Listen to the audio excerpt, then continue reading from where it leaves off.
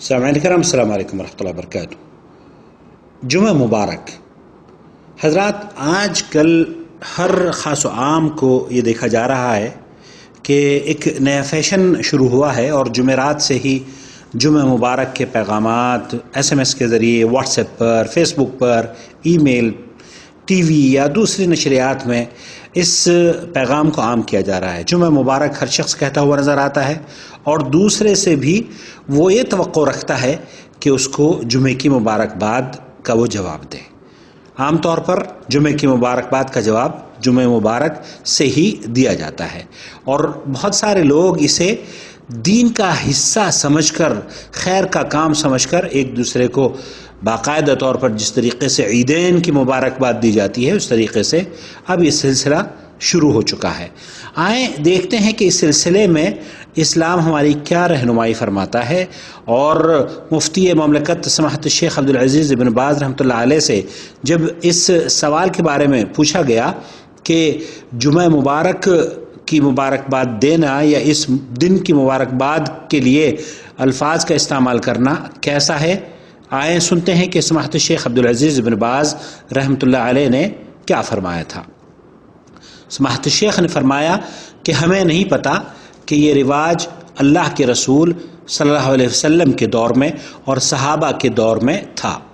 ہمیں کسی بھی حدیث کی کتاب میں اس طرح کی کوئی بات نہیں ملتی کہ خیر القرون میں جمعہ مبارک کہنے کا رواج ہو، جبکہ خیر میں سبقت کرنے میں وہ لوگ ہم سے زیادہ پہل کرتے تھے، ہم سے زیادہ اچھے تھے۔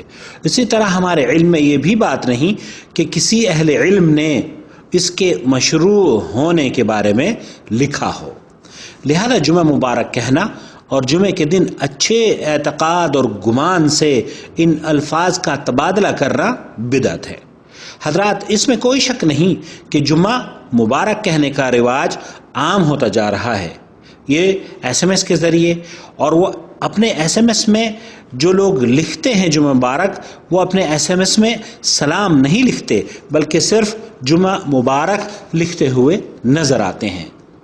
اسے بعض جاہل دین کا حصہ سمجھ بیٹھے ہیں، اور اگر انہیں جمعہ مبارک کا پیغام یا اس کا جواب نہ دیا جائے تو ناراض ہو جاتے ہیں۔ شیخ ابن باز رحمۃ اللہ علیہ نے فرمایا کہ اللہ کے رسول صلی اللہ علیہ وسلم سے یہ بات ثابت نہیں کہ آپ نے کسی کو جمعہ کی مبارکباد دی ہو، نہ ہی صحابہ کا یہ عمل تھا، اور بلکہ اللہ کے رسول صلی اللہ علیہ وسلم سے یہ ثابت ہے کہ آپ علیہ الصلاۃ والسلام نے فرمایا، اگر کسی شخص نے کوئی ایسا کام کیا جس پر ہمارا حکم نہ ہو تو وہ مردود ہے۔ اسے صحیح مسلم نے روایت کیا ہے، اور ایک دوسری حدیث میں ہے، من عمل عملا لیس علیہ امرنا فہو رد، اور ایک دوسری حدیث میں یہ ہے کہ من احدث فی امرنا ھذا ما لیس منہ فہو رد، کہ جس نے ہمارے اس دین میں کسی نئی چیز کا آغاز کیا تو وہ مردود ہو۔ حضرات، اگر جمعہ مبارک کہنا کوئی نیک کام ہوتا تو ہم سے پہلے اس امت کے بہترین دور میں اس کا ثبوت کہیں نہ کہیں ہمیں ضرور مل جاتا۔ بعض لوگ کہتے ہیں کہ جناب کوئی حرج نہیں ہے، اگر مبارکباد دے دی بھی جاتی ہے تو کوئی حرج نہیں ہے۔ ہم ان کی خدمت میں یہی کہنا چاہیں گے کہ آپ اور ہم کون ہوتے ہیں جو یہ فیصلہ کریں کہ اس میں کوئی حرج ہے یا نہیں؟ ہمارے لیے بھلائی اسی میں ہے کہ ہم اپنے اسلاف کے نقش قدم پر چلیں اور بلا دلیل کسی بھی بات کو یہ کہہ کر تسلیم نہ کریں کہ اس میں کوئی حرج نہیں۔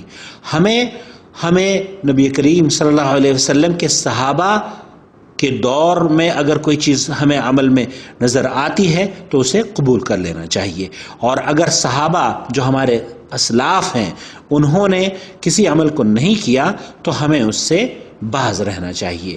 ہمارا معیار، ہمارے لیے عزت ہر اس عمل میں ہے جو اللہ اور اس کے رسول صلی اللہ علیہ وسلم کے احکام سے ثابت ہو، لہذا بدعت کو فروغ دینے والوں کو ڈر جانا چاہیے اور توبہ کرنی چاہیے۔ اللہ رب العالمین ہمیں صحیح عمل کرنے کی توفیق عطا فرمائے اور بدعتوں سے توبہ کرنے کی توفیق سے نوازے۔ وصلی اللہ علی نبینا محمد وعلی آلہ وصحبہ اجمعین۔ یہ دینی پیغام آپ کی خدمت میں آپ کے بھائی محمد عاقل نے جدہ سے تیار کیے ہیں.